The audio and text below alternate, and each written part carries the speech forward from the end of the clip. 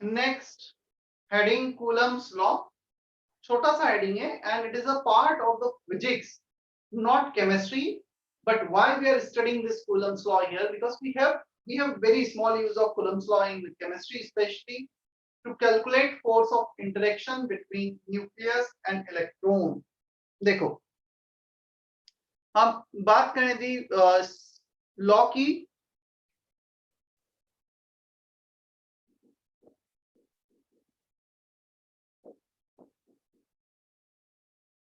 Sir, it's not visible.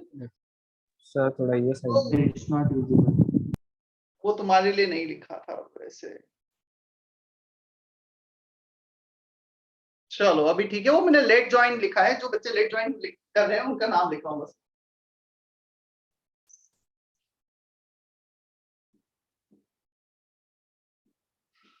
See, if we have two charge particle Q1 and Q2, हमारे पास ये दो charge particle हैं Q1 and Q2, हमें काफी पहले से पता है, I think 8th 7th 8th 9th से पता है, if there are two charge particle, either they have certain force of attraction or they have certain force of repulsion based on their sign.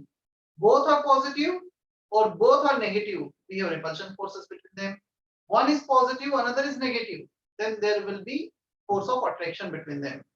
दोनों पॉजिटिव हो गए तो repulsion, दोनों negative हो गए तो रिपल्शन, ये पॉजिटिव ये नेगेटिव अट्रैक्शन, ये पॉजिटिव ये नेगेटिव अट्रैक्शन। या नाउ द क्वेश्चन इज, हमें ये तो पता है इनमें force of attraction and repulsion होगा, what is the value of this force of attraction and repulsion, ये हमें कैलकुलेट करना है।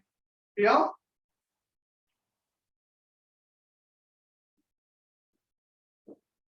Distance between them is r, small r से हमने डिस्टेंस को डिनोट कर दिया।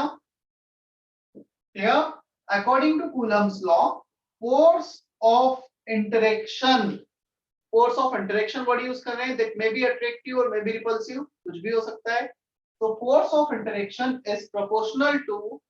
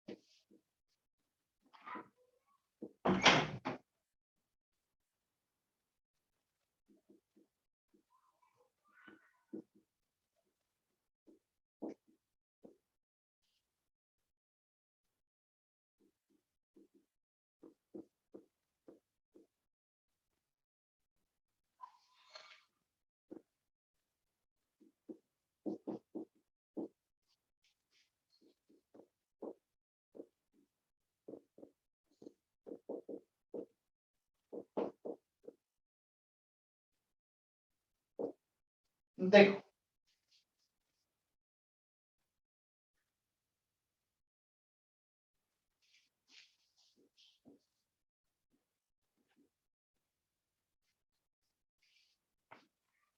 force of interaction is proportional to Q1 into Q2 and inversely proportional to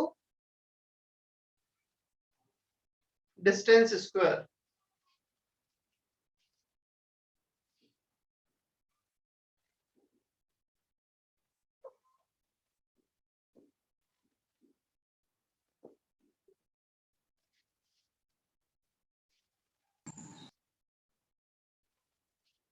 ये Sir, law can you please? ये लॉ एक्सपेरिमेंटल बेस्ड है, एक्सपेरिमेंटली ऑब्जर्व किया गया है, जितना ज्यादा चार्ज होगा उतना ज्यादा इनमें अट्रैक्शन या रिपल्शन होगा, greater the distance between them, lesser the force of interaction। Here Q1 Q2 value of charge, R distance between charge, K proportionality constant 1/4 pi epsilon, इस वर्ड को पढ़ा जाता है एप्सिलॉन, जिसे परमिटिविटी ऑफ मीडियम कहा जाता है। क्लियर, इसे काफी डिटेल में फिजिक्स में देखोगे तुम 12th में। इसका एयर और वैक्यूम में वैल्यू होता है 9 × 10⁹ यूनिट न्यूटन मीटर स्क्वायर पर कूलम स्क्वायर। यूनिट कहां से है यहाँ, के का यूनिट, फोर्स का यूनिट न्यूटन, डिस्टेंस स्क्वायर को मल्टीप्लाई कर दो, newton into metre square upon coulomb into coulomb. तो यूनिट यहां से डिराइव कर सकते हैं। Is that okay?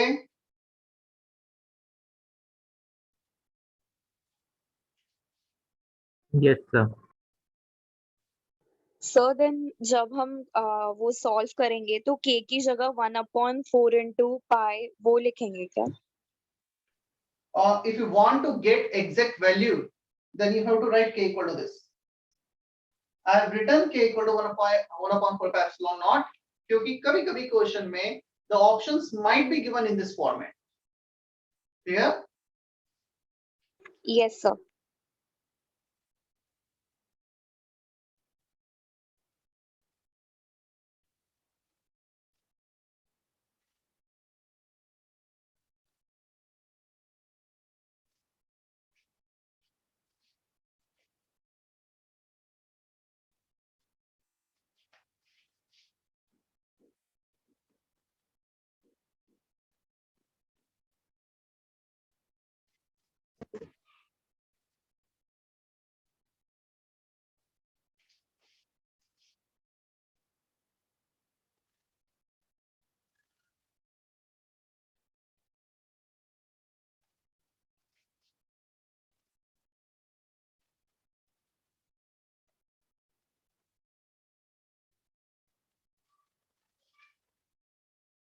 ये कुछ स्टूडेंट्स हैं, Yash, Shekhar, Shriya, Kaustubh, Sanisha, Dheeraj, Ishaan, they have joined at least 5-6 minute late. तो मिनिमम 5 से 6 मिनट लेट ज्वाइन किया, किसी किसी बच्चे ने तो अभी ज्वाइन किया, 12-13 मिनट हो गए। तो थोड़ा सा टाइमली ज्वाइन करो, ठीक है? स्टार्टिंग का एक पार्ट छूटता है तो हमें लिंक बना रहता है पूरे लेक्चर में, समझ में नहीं आए।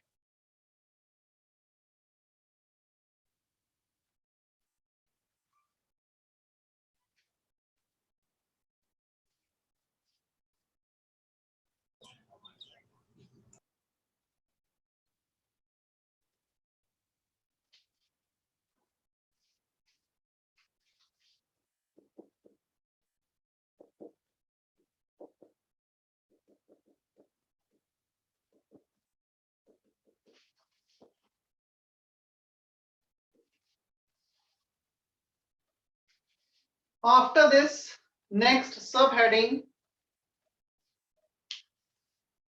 Electrostatic potential energy, Coulomb's law में ही है।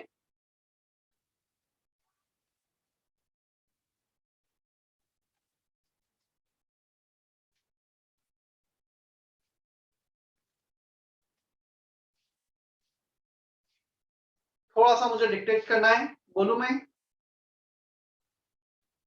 Yes, sir. Yes, sir. Whenever two charge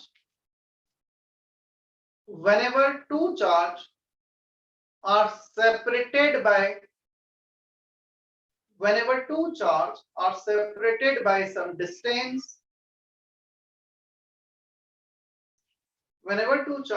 separated by some distance, they always associated with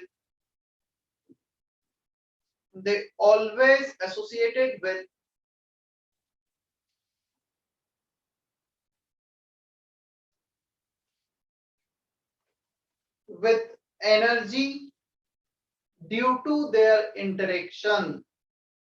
They always associated with energy due to their interaction.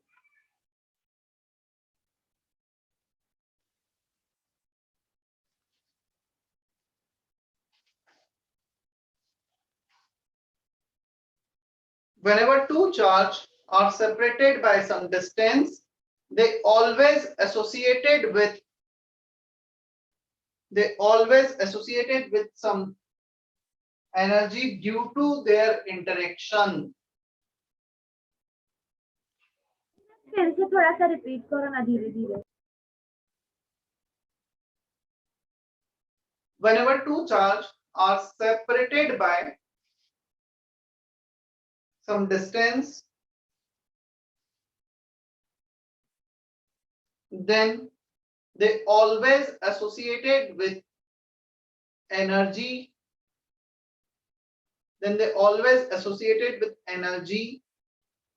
due to interaction. This energy is called electrostatic potential energy. This energy is called electrostatic potential energy.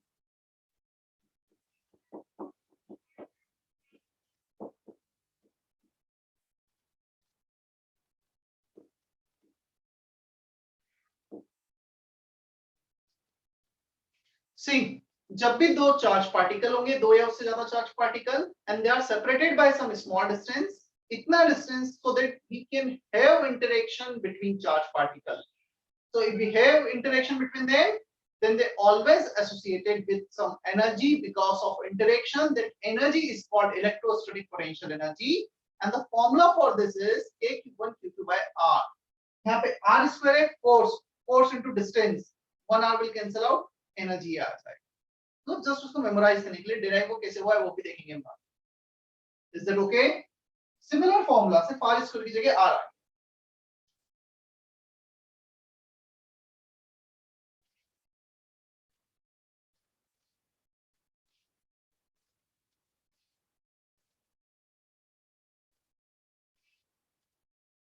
कोई doubt यहाँ तक?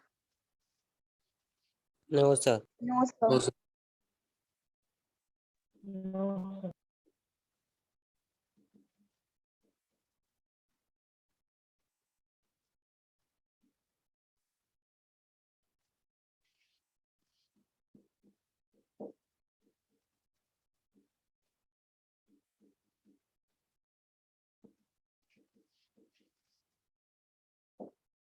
Sir, this is subheading.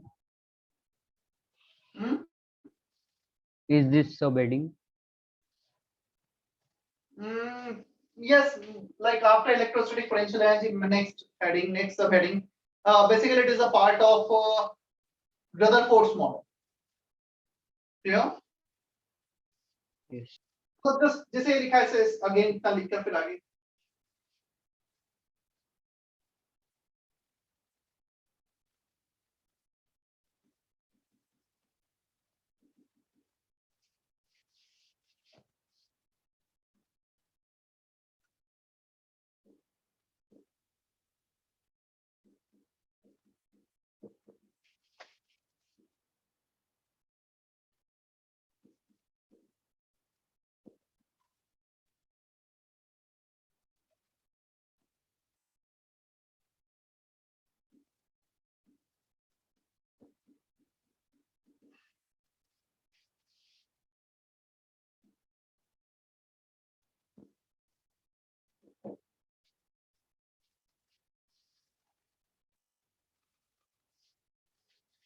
Distance of shortest approach.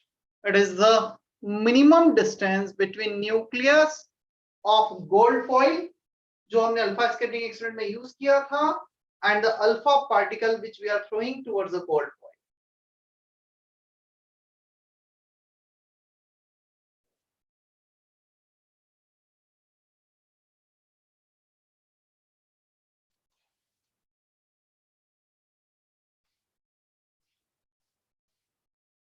देखो, ये हमारा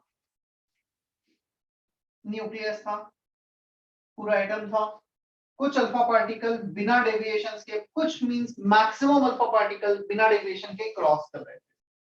क्या लगता है? एक ये केस था फर्स्ट ऑब्जर्वेशन, और एक एक्सट्रीम फोर्थ ऑब्जर्वेशन था कुछ इस manner. Then second observation less than 90 degree, third observation more than 90 degree. सबसे ज्यादा रिपल्शन किसमें हुआ है? सबसे ज्यादा एंगल ऑफ डेविएशन किसमें आया था? फर्स्ट, सेकंड, थर्ड और fourth observation. Fourth. If we are getting maximum deviation in fourth observation, that means maximum repulsion will be there in fourth observation. और repulsion maximum कब होगा?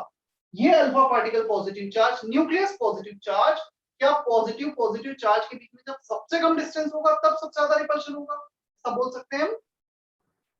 Yes, sir. Yes, sir. Yes, sir. So this is the distance of closest approach. when alpha particle is approaching towards the nucleus of gold atom, gold foil, then this will be the distance of shortest approach. सबसे कम distance ये वाला होगा, बाकी सारे distance nucleus और alpha में इससे ज्यादा। We have to find out this distance d. Is that okay? ये डेफिनेशन में डायग्राम समझ पा रहे हो? Yes, sir. Yes, sir. चलो अब हम इसका कैलकुलेशन करते हैं using conservation of energy. Energy can not be created nor be destroyed. जितना एनर्जी इनिशियल स्टेज पे था उतना ही फाइनल स्टेज पे लेके उसे कंजर्व कर।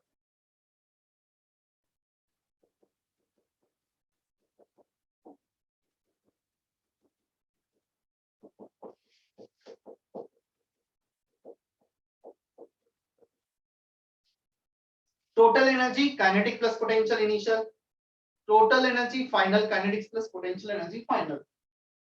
इनिशियली अल्फा पार्टिकल जब यहाँ पे था, there is a large distance between nucleus and alpha particle, तो यहाँ पर अल्फा पार्टिकल और न्यूक्लियस के बीच में कोई भी रिपल्शन नहीं था। There is no repulsion between nucleus and alpha particle. Kinetic energy half of mass of alpha velocity of alpha square, ये इसका काइनेटिक एनर्जी हो गया। क्या ये न्यूक्लियस भी मूव कर रहा है? Is it moving or is it stationary nucleus? It is stationary. It is Stationary. Energy zero, इसका हाफ mv स्क्वायर। अब पोटेंशियल एनर्जी पे आ जाते हैं।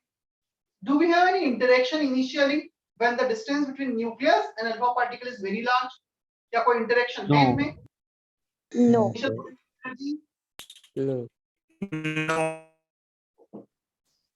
now alpha particle is moving towards the nucleus and because of repulsion its velocity decreases। repulsion opposite direction में force लगेगा तो उसका energy decrease होते होते एक पॉइंट ऐसा आएगा यहाँ पर उसका काइनेटिक एनर्जी 100% जीरो। अब वो अपोजिट डायरेक्शन में मूव होगा। so at this point the kinetic energy alpha particle is moving and it is changing its direction। तो डायरेक्शन तो मैं तभी चेंज कर पाऊंगा तब मेरा वेलोसिटी जीरो हो जाए, मैं अब अपोजिट डायरेक्शन में वेलोसिटी इंक्रीज करूंगा। So at this point, kinetic energy of alpha particle is zero. Clear? So kinetic energy zero, nucleus का तो वैसे भी zero था। Potential energy K Q1 Q2 by distance of shortest approach, इसे हम बाद में d लिखते हैं। क्या इतना हमें समझ में आता है? हो क्या रहा है इनिशियली जो पूरा का पूरा kinetic energy अल्फा का that is converting into potential energy at this point। यहाँ पे दोनों का velocity zero, kinetic energy zero. Clear? तो यहाँ पे जो काइनेटिक था वो पूरा का पूरा इस पॉइंट पे पोटेंशियल एनर्जी में कन्वर्ट हो गया है। Energy can not be created nor be destroyed. The total energy here and here remains same. Is that okay? Yes, Yes, sir. sir. Yes, sir. Board पे देखना है, 2 मिनट लिखना नहीं है।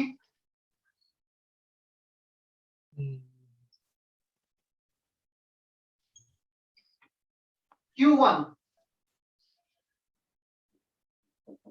charge of न्यूक्लियस, बता दो न्यूक्लियस पे कितना चार्ज होगा?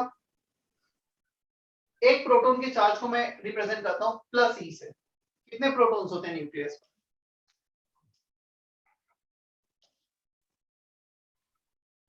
जितने Anyone? इलेक्ट्रॉन सेम कितने इलेक्ट्रॉन्स कितने होंगे? सेम आएगा सर। अरे मैं पूछ रहा हूं प्रोटॉन्स कितने हैं, किसी ने बोला जितने इलेक्ट्रॉन्स हैं, तो इलेक्ट्रॉन्स कितने हैं वो तो मुझे ही पता है सेम में, बट नंबर बताओ ना। To 10 raised to minus 19. 1.6. Protons at the nucleus 1. ये नहीं होगा।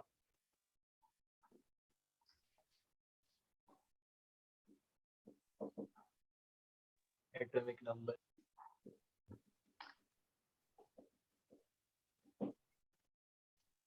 Plus z into e। z is what? Atomic number. Atomic number क्या होता है? Number of protons present in the nucleus. ऐसा कुछ डिफाइन किया है क्या हमने पहले? Yes sir Yes, sir. Alpha particle का चार्ज बता दो। +2/4। चार्ज बाय मास बता रहे हो, वो भी Plus relative two. Charge by relative. Plus Plus 2. 2. +2 +2 बस, पक्का +2, उसके आगे पीछे कुछ भी नहीं। I want exact charge not relative.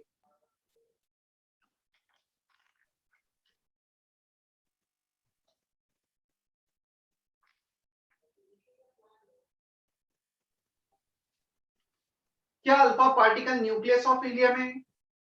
Helium के न्यूक्लियस Yes, में 2 sir. प्रोटॉन, तो यहाँ पे Z था, यहाँ पे बस 2 आ गया है। E प्रोटॉनिक चार्ज सेम रहेगा। You get it? Yes, sir. Sir please explain once more. So कौन सा चार्ज एक्सप्लेन करना है बताओ? Alpha particle. अल्फा पार्टिकल क्या होता है? क्या alpha particle nucleus of helium होता है क्या? यस। yes, sir. अब हीलियम के न्यूक्लियस में 2 प्रोटॉन 2 न्यूट्रॉन, एक प्रोटॉन का चार्ज +E, 2 प्रोटॉन का charge +2E। if you are saying only +2, that will be the relative charge, not exact charge, right? Excuse Yes, me, sir. sir. Yes. Sir, you've written R is equal to D. Can you explain that? मेरे को नहीं समझा. R equal to D.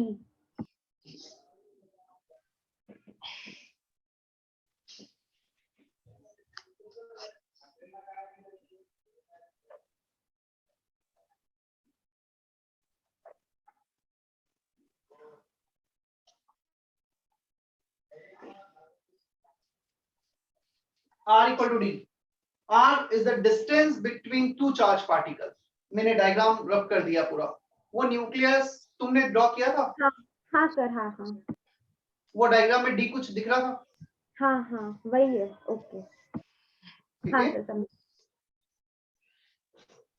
इस 2 को multiply किया, ये 2 और K Z E square mass of alpha velocity of alpha.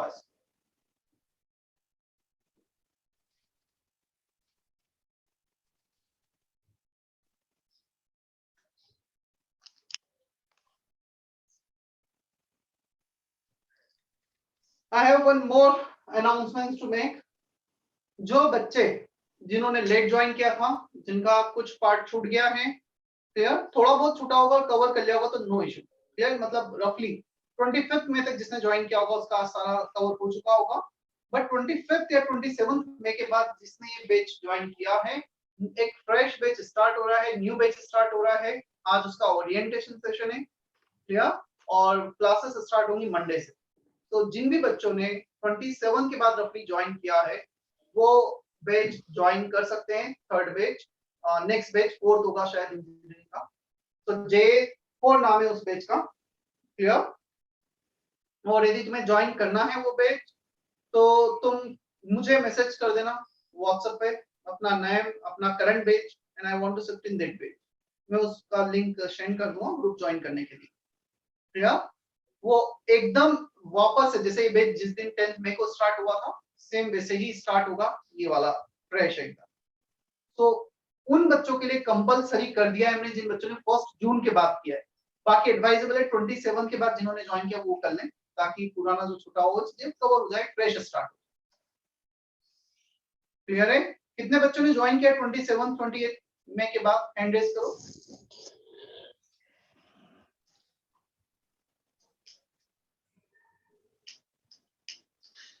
तो जितने बच्चे दिख रहे हैं वो तो ज्वाइन कर ही लेना, और शायद काफी लोगों को तुमने से ऐड कर भी दिया होगा उसको।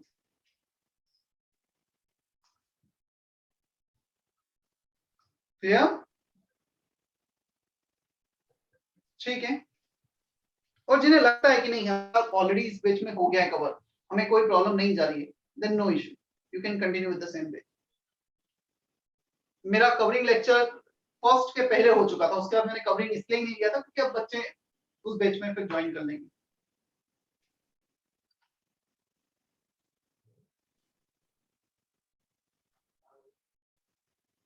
चले हम आगे।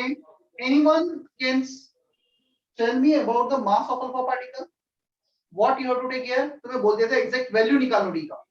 के 9 × 10⁻⁹ एटॉमिक नंबर जो भी है, गोल्ड है तो उसका एटॉमिक नंबर, ई का वैल्यू 1.6 × 10⁻⁹, वेलोसिटी दिया होगा, मास ऑफ अल्फा बता दो मुझे क्या होगा। 4 4 हाँ, मैं 4 लिख दूं यहाँ पे सिर्फ, 4p बताओ m alpha should be 4p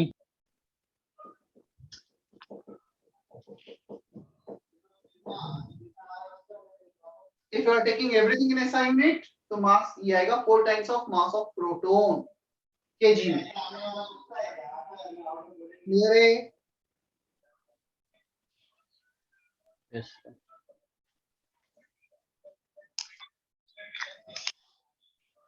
चले हम आगे, yes कुछ क्वेश्चन करना है इस पे based. yes sir Yes, sir. Booklet सभी को मिल गया होगा, सभी ने सेंटर से बुकलेट कलेक्ट कर लिया होगा, राइट? जिन Yes, बच्चों ने sir. नहीं किया बुकलेट कलेक्ट कर सकते हो तुम लोग, और otherwise I think I have also shared it's E copy, share की थी ग्रुप पे। yes sir. Yes, sir. ठीक है, एक्सरसाइज 1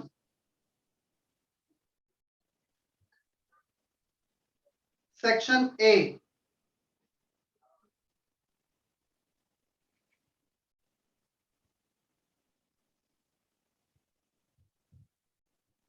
पार्ट 1।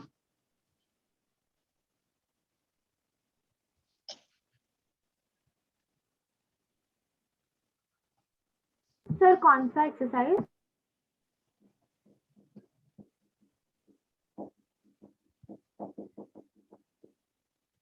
ये क्वेश्चन अभी करना है, exercise 1 part 1 section A A4 का बी पार्ट, A4 का B part, find the distance of closest approach.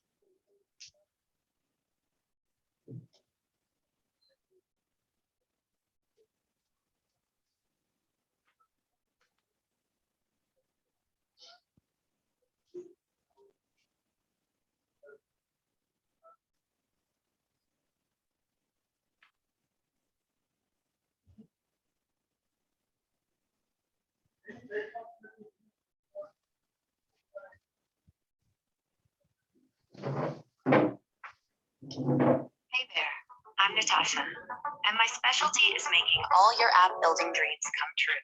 आमीन, क्या कर रहे हो? Please mute yourself.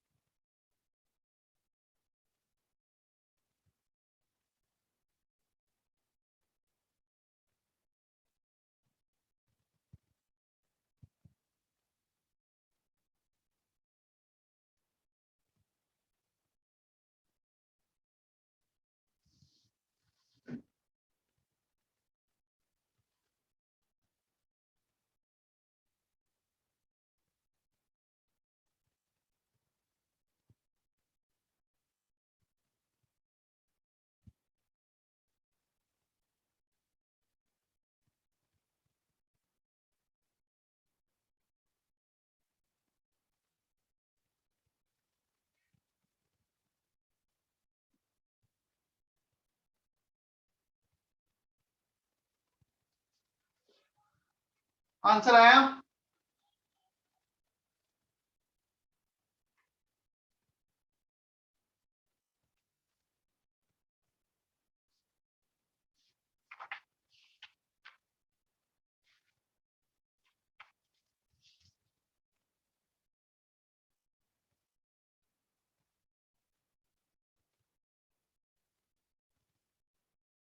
One 88 ke square upon mass of alpha into v square.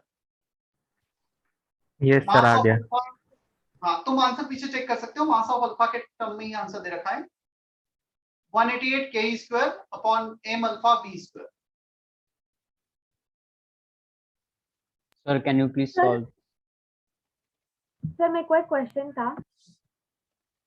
Hmm, sir अगर अपन ने alpha नहीं लिखा तो चलता है क्या, मतलब ऐसे?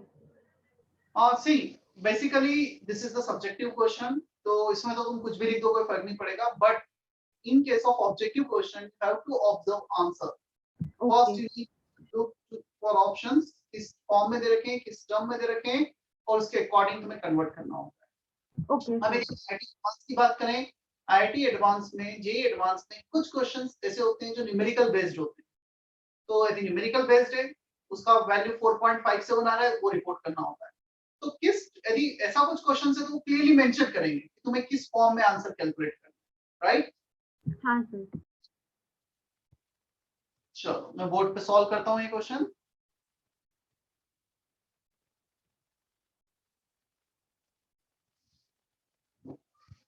तुम्हारा अभी टेस्ट नहीं हुआ ना, एक भी, या हो चुके हैं कुछ test?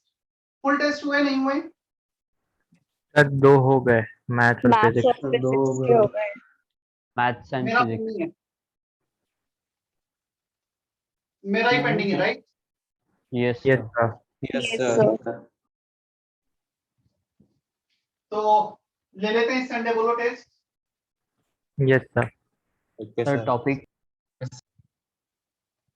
Topic whatever covered till now.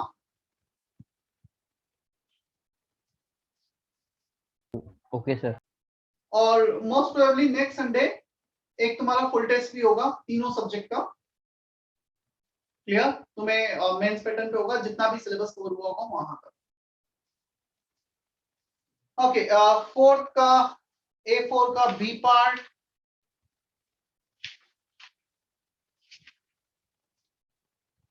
find the distance of closest approach when alpha particle is projected towards the nucleus of silver atom having speed v, 4 as it is, k as it is, z 47, atomic number for silver which is also given in the question, e square as it is। कुछ करना ही नहीं था इसमें, तो करना ही क्या था, ये फॉर्मूला है तुम्हारे सामने, सिर्फ z का वैल्यू पुट करना है और आंसर पुट करना है। Is it okay? Yes, sir. This is 188। Sir, 47 है वो तो गोल्ड का है ना? गोल्ड का 47 नहीं, गोल्ड का 79 होता है एटॉमिक नंबर, सिल्वर का 47 होता है। Copper, silver, gold, they belongs to 11th group of the periodic table and all are, they are known as coinage metal। इनसे coins बनते थे, coinage metal कहा जाता है इन्हें। Atomic number 29, atomic number 47, atomic number 79। 29 में 18 ऐड करो, इसमें 32 ऐड करो, ठीक है? Sir, means एग्जाम में पीरियोडिक टेबल दिया रहता है क्या? फिर से बोलो। एग्जाम में पीरियोडिक टेबल दिया रहता है क्या? नहीं, नहीं दिया होता है, बट हाँ एटॉमिक नंबर यदि कुछ इससे ज्यादा है, 30 से ज्यादा, तो दिए होते हैं in general, but still we have to learn atomic number for all. तुम यदि मुझसे एकदम पूछोगे ना, ये तो चलो बहुत स्टैंडर्ड है, गोल्ड, मैंने एक मिनट कॉपर गलत लिखी है, AU लिखा था मैंने, CU लिखा, कॉपर, सिल्वर, गोल्ड, ये तो स्टैंडर्ड है। बट तुम मुझसे रैंडमली पूछोगे सर बिस्मथ का आप एटॉमिक नंबर बताइए, या कोई भी ऐसा एलिमेंट जिसका टीम का बताइए, so definitely एकदम से मैं भी नहीं बता पाऊँ, but you have to remember everything in this manner group, carbon, silicon, germanium, team, lead, atomic number मुझे कार्बन का पता है 6 + 8 + 18 + 18 + 32, so it will take maximum 10 to 15 second. तुम जिसका भी पूछोगे मैं बता पाऊंगा, क्योंकि मुझे ये पता है कौन सा किस ग्रुप में प्रेजेंट है और कितना एटॉमिक नंबर है करते जाना है, राइट? यस हाँ तो अब ये कहाँ सीखोगे तुम? पीरियोडिक टेबल में, जो स्टार्ट होगा ना, मतलब अभी सिलेबस में ही है, बस मे पॉसिबल विद इन 2-3 वीक्स वो स्टार्ट होगा। हाँ सर, मतलब जेई और इसमें नहीं आता ना पीरियोडिक टेबल इन शॉर्ट?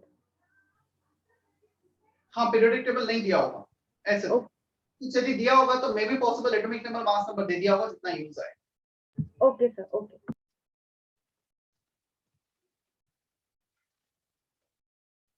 जैसे तुम यहाँ पे भी काउंट करोगे 29 plus 18 plus 8 plus 32,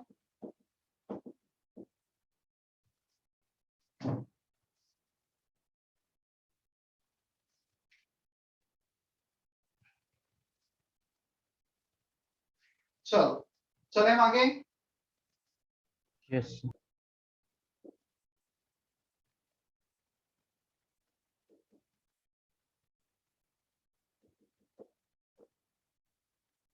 wave characteristics, next heading interesting heading है, कैलकुलेशन है यहाँ पर थोड़ा बहुत involve.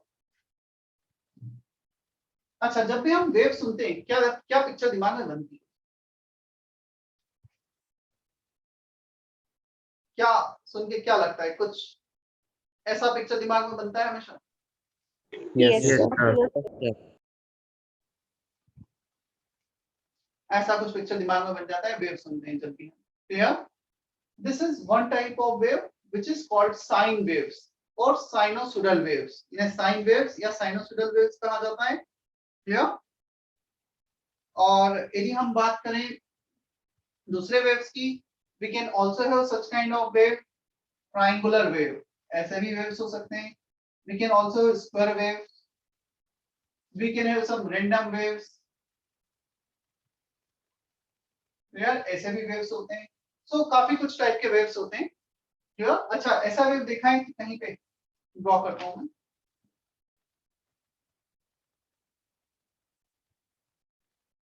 Yes, sir. Yes, yes, sir. sir. Sir Yes, sir. हाँ, कहाँ पे देखा है? Sir Hospitals. कार्डियक वेव्स कुछ। Ventilator. Hospital. हॉस्पिटल, मैंने तो हॉस्पिटल में नहीं देखा, मूवीज में ही देखा है। अभी तक मेरा काम अच्छा है, नहीं पड़ा ऐसे वेव्स देखने का हॉस्पिटल में। तो कुछ मूवीज वगैरह में ही देखा है कि वो कार्डियक वेव्स, कुछ हार्ट वेव्स, धड़कन के अकॉर्डिंग वो ड्रॉ किए जाते हैं। अच्छा, ऐसा देखा है कहीं पर? चल रहे वेव्स, रुक गए, फिर चालू हो गए। नहीं। Yes, sir. Yes, sir. Hollywood. Yes, sir.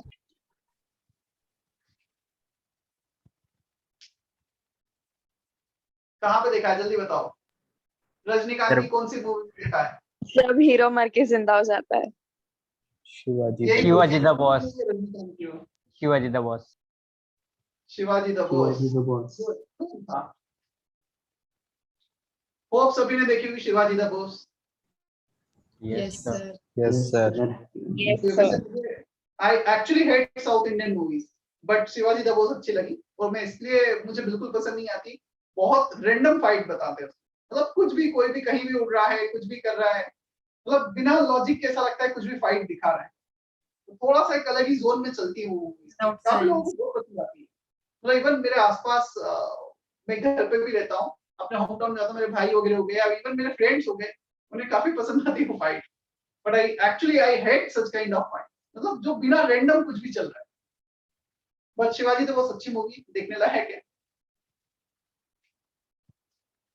चलो, हम थे वेव कैरेक्टरिस्टिक्स पर, वापस से आ जाते हैं।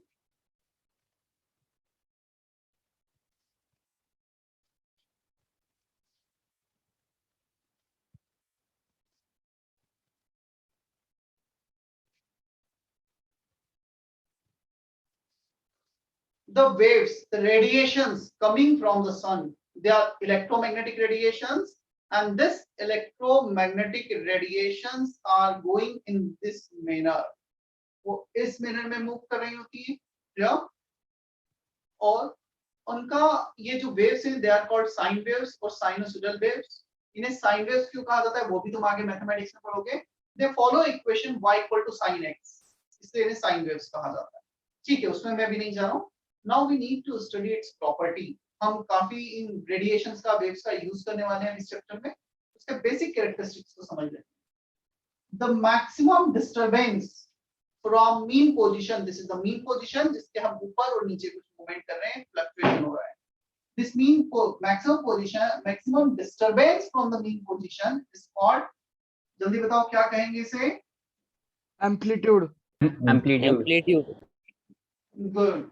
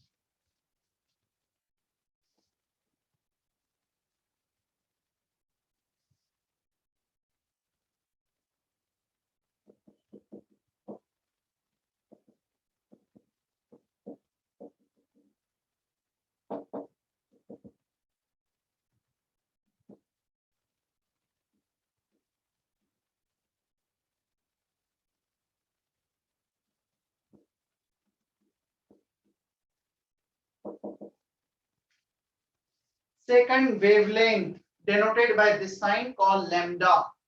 Clear? इसे lambda कहा जाता है wavelength. It is a distance between this two bottommost position which is called trough. इनके बीच का distance ये lambda होगा.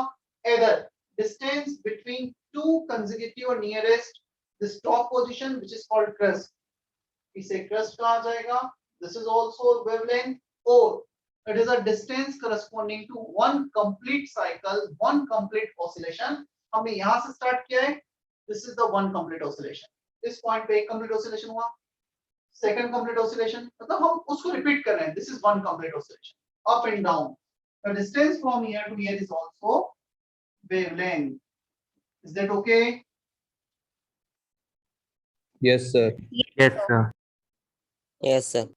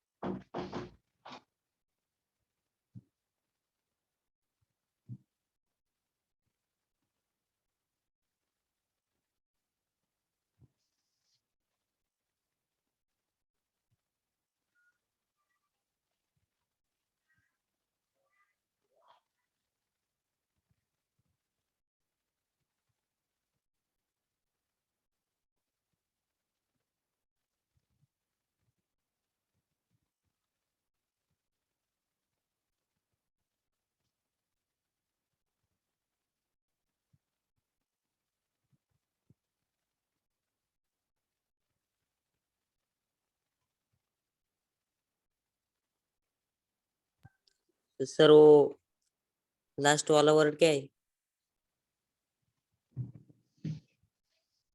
It is the distance between two consecutive crests or trough, or distance for one complete cycle or oscillation. सही है क्या ना oscillation का spelling? OSCILLITION, ये कुछ गलत है? सर कंसेक्यूटिव के आगे क्या लिखा है?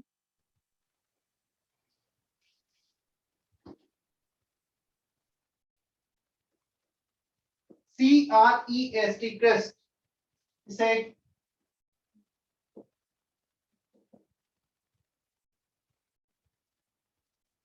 टॉप मोस्ट पोजीशन को क्रेस्ट कहते हैं, bottom most position is called trough.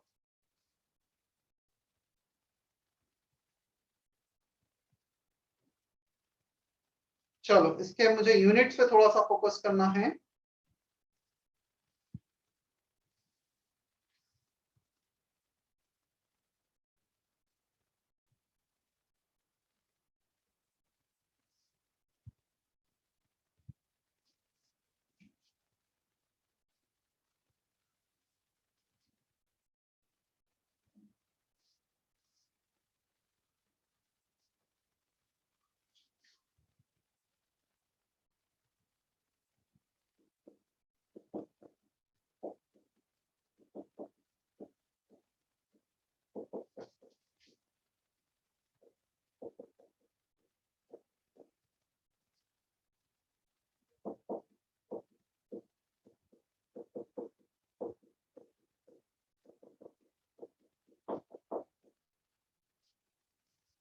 These are the various unit in their relation for the distance. ये भी एक डिस्टेंस ही उसके यूनिट्स। 1 मीटर, मीटर इज ऐसा unit. 100 centimetre 10 to the power 3 millimetre 10 to the power 6 micrometre, सुन लेना ना पहले। 10 to the power 9 nm nanometre. Angstrom 10 to the power 10 angstrom, 10 to the power 12 pm picometre, FM fermi और femtometre. अब तुम्हें किसी भी दो यूनिट को रिलेट करना है। चलो कॉपी करो, रिलेट करके बताओ।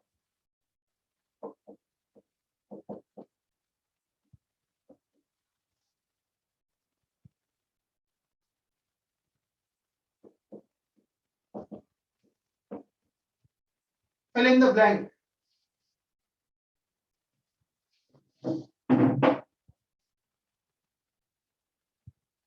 One upon 10 to the power -8 centimetre.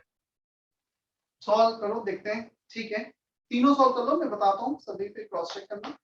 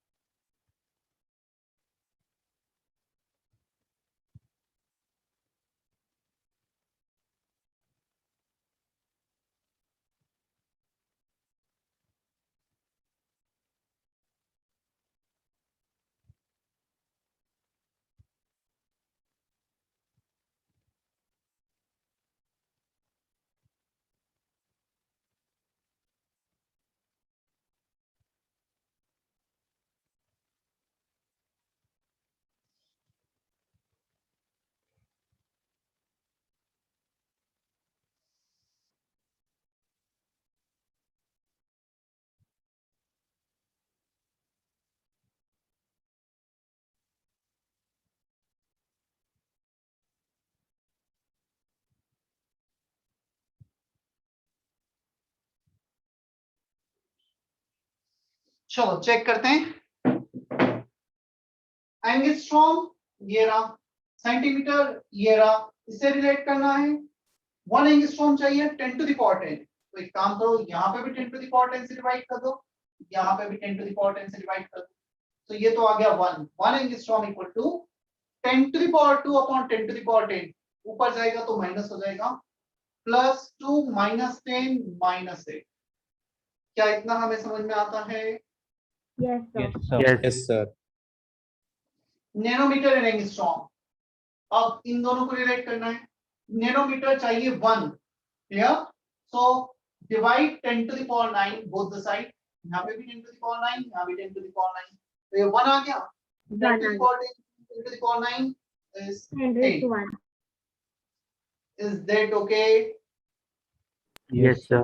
Yes, sir. अब आते हैं हम इस पर, नैनोमीटर एंड मीटर। तो इन दोनों को डिवाइड करना है, 10 टू द पावर 9 से यहाँ पे भी डिवाइड कर दो, 10 to the 10 to power the 9 power से। -9. क्लियर? इसको कुछ डाउट तो क्लियर अगर करोगे? अपन ने 1/10 raised to 9 लिखा तो भी चलता है ना, लास्ट वाला जो हाँ अपन चलेगा, चलता है। चलेगा, वो भी चलेगा, बट मतलब हमें ये फॉर्म ज्यादा यूज करते हैं कैलकुलेशन, हाँ क्योंकि ओके, 1 हाँ को लेके ऊपर लेकर आएंगे तो बेसिकली यही होगा। ओके, हाँ वो भी है। तो बट अपन अगर ने ये जो मैंने लिखा है 1/10 raised to 9 तो उसको भी मार्क्स दिए जाते हैं ना? Again, this is not the subjective exam. Objective है तो ऑप्शन कैसे दे रखे उस पर डिपेंड कर जाएगा। हाँ हाँ यस सर। ऑब्जेक्टिव एग्जाम में एक अच्छी बात है कि हमें ऑप्शन होता है, हम देख के पता कर सकते हैं किस फॉर्म में करना है। और एक गंदी बात यह है कि हमने 4 स्टेप सही किए और 5वां स्टेप गलत कर दिया तो हमें 0 मार्क्स, नेगेटिव मार्क्स। मतलब हाँ। पूरा सही हो तो भी मार्क्स मिलते हाँ सर। हैं। ओके, क्लियर है यहाँ तक? Yes sir. Yes, sir. Yes sir. चलो, होमवर्क अगेन मैं आज ऐड नहीं कर पाऊंगा, मतलब थोड़ा सा इसका कंटेंट होगा आगे तब जाके मैं ऐड कर पाऊंगा। बट हाँ, you can do section A, part 1 part 2 both. पहले दिया है कि होमवर्क या नहीं दिया है? No sir. No sir. I think maximum question तो हो गए होंगे, बट नहीं हुए तो कर लेना है। Exercise 1 part 1 part 2 both section A. और आज मुझे लेक्चर थोड़ा जल्दी छोड़ना है बिकॉज 8 बजे से एक ओरिएंटेशन सेशन है न्यू बैच का, so I am leaving lecture 15 minutes earlier. और जैसा मैंने बोला, जिन बच्चों को बैच ज्वाइन करना है, स्पेशली मैं एडवाइस करूंगा 27-28 के बाद जितनों ने भी किया है ज्वाइन वो उसमें कर लें, ताकि एक फ्रेश अच्छे से स्टार्ट हो जाए। क्लियर? अनलेस अनटिल तुम बहुत कॉन्फिडेंट हो नहीं इस बैच में भी सब कुछ रहेगी, मतलब हमने कवर कर लिया है इस बैच में भी तो कोई इशू। ठीक है।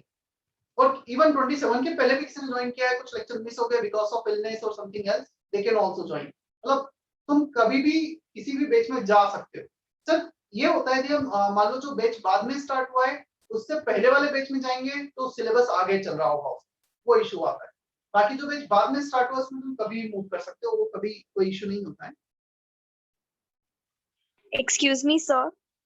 यस सर फिर आज जो भी सिखाया है वो भी टेस्ट में आएगा क्या संडे को? डेफिनेटली आएगा। आज जहां तक कराया है वहां तक आएगा। Okay sir.